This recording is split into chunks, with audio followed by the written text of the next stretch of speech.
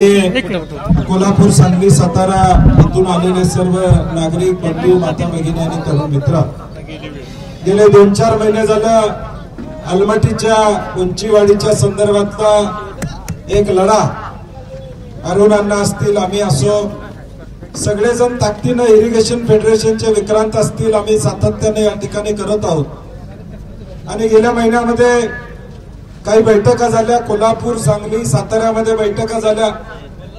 परवा कोल्हापूरमध्ये एक बैठक झाली आणि त्या बैठकीमध्ये एकूणच सध्या अलमटीची परिस्थिती, कर्नाटक सरकारनं उचललेली पावलं असतील आणि कृष्णा लवादानं 2013 साली उंची वाढवायसाठी दिलेला निर्णय असेल, याच्या अनुषंगाने अनेक चर्चा झाल्या। खासदार विशाल पाटलांनी लोकसभेमध्ये हा प्रश्न मांडला, धैर्यशील मानेंनी त्या ठिकाणी मांडला, विधिमंडळामध्ये आमच्या सगळ्या विधानसभेच्या आमदारांनी याला फोडण्याचा प्रयत्न प्रामाणिकपणे त्या ठिकाणी केलेला आहे। परंतु ही गाडी कुठेतरी अडली असं आम्हाला वाटायला लागलं आणि म्हणून परवा आम्ही कोल्हापूरमध्ये बैठक झाली, त्यावेळी निर्णय घेतला की महाराष्ट्र शासनाच्या निदर्शनास याचं महत्व आणून देणं, महाराष्ट्र शासनाच्या निदर्शनास कर्नाटक कशा पद्धतीने पावलं टाकते ते सांगणं। कारण की ज्याचा उल्लेख यड्रावकरजींनी केला की आपल्या जलसंपदा खात्याला माहिती सुद्धा नव्हती की त्यांनी तयारी या ठिकाणी केलेली आहे। सातत्यानं खातं सांगते की परवानगी नाही आहे, बांधकाम केलेलं नाही, परंतु जे प्राथमिक बांधकाम लागतं ते तयार आहे, फक्त परवानगीचे वाढ बघायला लागले गणपतराव दादा, अशी परिस्थिती साधारणपणे तिथं आहे। आणि म्हणून या सगळ्या पार्श्वभूमीवर आम्ही जर हा लढा ताकदीने या ठिकाणी केला नाही तर आमच्या मानगुटीवर हे अलमटीची उंची आल्याशिवाय राहणार नाही। आणि म्हणून त्या दिवशी आम्ही सर्व पक्षीय आंदोलन करायची भूमिका घेतली। सगळ्यांना आम्ही फोन करून विनंती केली की बाबा अंकली पुलावर आपण चक्काजाम आंदोलन करूया। मधल्या काळात सांगलीतल्या काही मंडळींनी एक निवेदन तयार केलं, लवादा पुढे, मला वाटतंय लवादा पुढेच ना, कृष्णा हरकती देण्यासंदर्भातलं निवेदन केलंय। आमची इथल्या सगळ्या लोकांना विनंती आहे, आता हे निवेदन आम्ही व्हॉट्सअपवर पाठवलेलं आहे, आता देखील आज आम्ही वेगवेगळ्या लोकांच्याकडे पाठवतो, कृपा करून ते टाईप करा। तुम्हाला तयार मराठी आणि इंग्लिश मध्ये आम्ही पाठवलेला आहे, फक्त प्रिंटआउट काढा, सही मारा आणि दिल्लीला पाठवायचं काम कृपा करून लोकांनी करावं अशी माझी विनंती असणार। कारण की सरकार दरबारी शेवटी कागद चालतो, जनतेचा रेटा तर चालतो, परंतु कागदाची ताकद सुद्धा महत्वाची। आणि म्हणून कागदपत्री लढाई ही आपली कुठे कमी पडता कामा नये, ही भूमिका आपल्याला घ्यावी लागेल। मागच्या 2 तारखेला केंद्रीय मंत्र्यांनी तेलंगणा, कर्नाटक आणि महाराष्ट्र या 3 राज्याच्या मंत्र्यांची बैठक बोलवली होती, परंतु ती बैठक रद्द झाली। ती पुढे कधी होणार माहित नाही। खासदार मगाशी धैर्यशील मानेंनी सांगितलं, त्यांनी विचारलेल्या लोकसभेच्या प्रश्नावर बैठक आहे, म्हणजे विशालजी राज्याची अन्न बैठक नाही आहे, म्हणजे सगळ्यांना बोलत त्यांनी आपण खासदार म्हणून प्रश्न विचारतो त्याच्यावर बैठक, आश्वासन मिळालं की बैठक लावतो। ती बैठक केंद्राने या ठिकाणी 22 का 23 तारखेला लावलेला आहे। आमची मागणी एवढीच आहे की कर्नाटक सरकारनं 5000 कोटी रुपयाचं बजेट याला या ठिकाणी लागू केलेलं आहे। या प्रोजेक्टचा खर्च 50,000 कोटी होता, आता 1 लाख कोटीवर जाणार आहे।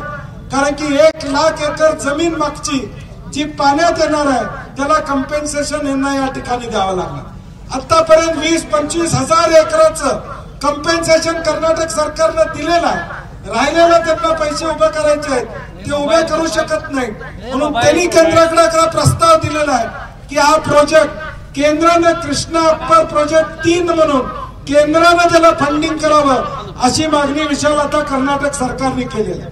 आणि म्हणून आमची भूमिका महाराष्ट्र शासनाबरोबर हीच आहे की महाराष्ट्र शासनाचे मुख्यमंत्री असतील, उपमुख्यमंत्री असतील, जलसंपदा मंत्री असतील, ह्यांनी सातत्यानं सांगितलेलं आहे की याला आमचा विरोध असेल, परंतु बोलून त्या ठिकाणी चालणार नाही, भूमिका तिथं घेणं गरजेचं आहे। ज्या पद्धतीनं तेलंगणा सरकार सुप्रीम कोर्टमध्ये गेलेलं आहे, या निर्णयाच्या विरोधात सुप्रीम कोर्टमध्ये तेलंगणा गेलेला आहे. म्हणून आमची मागणी असणार आहे की महाराष्ट्र सरकारने देखील स्पष्ट भूमिका कागदावर घ्यावी अशी आमची अपेक्षा या ठिकाणी असणार आहे.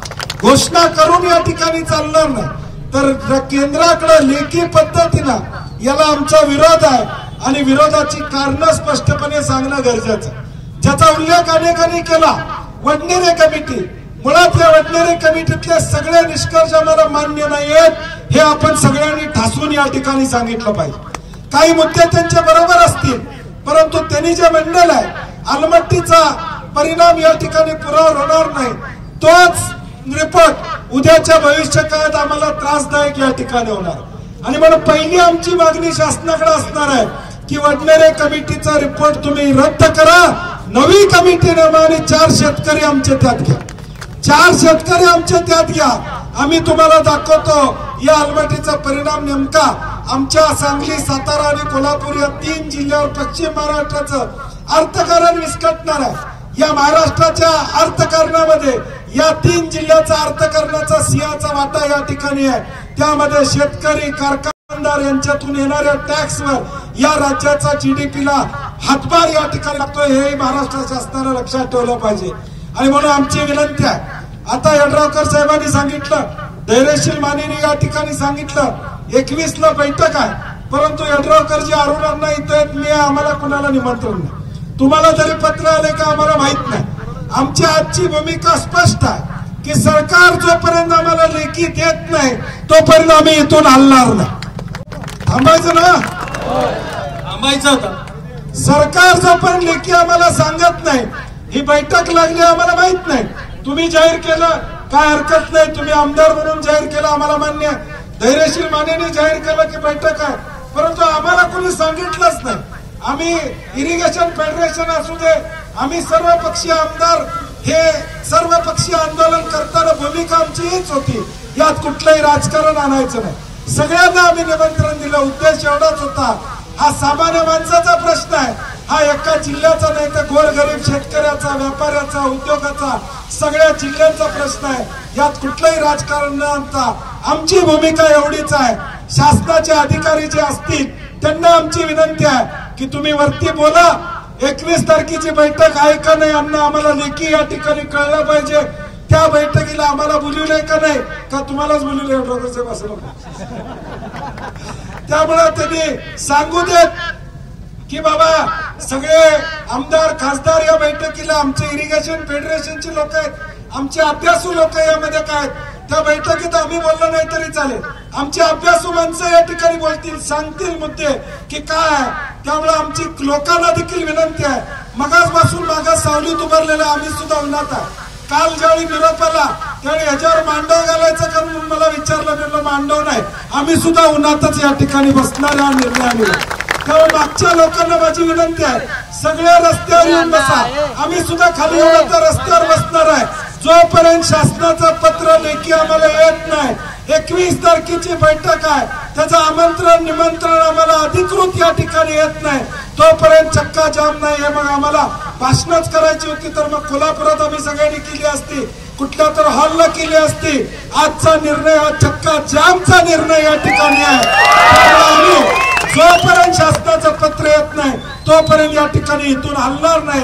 शासनाच्या प्रतिनिधींना या ठिकाणी विनंती आहे की आम्हाला पत्र द्या, आम्ही थांबू आणि 21 तारखेला आमची भूमिका या ठिकाणी मांडू, एवढी ग्वाही देतो. इरिगेशन फेडरेशन आणि आमच्या सगळ्यांच्या वतीनं तुम्ही आल्याबद्दल तुमचे आभार मानतो आणि आता आम्ही खाली उतरून या ठिकाणी बसणार आहोत. धन्यवाद. अलमट्टीची उंची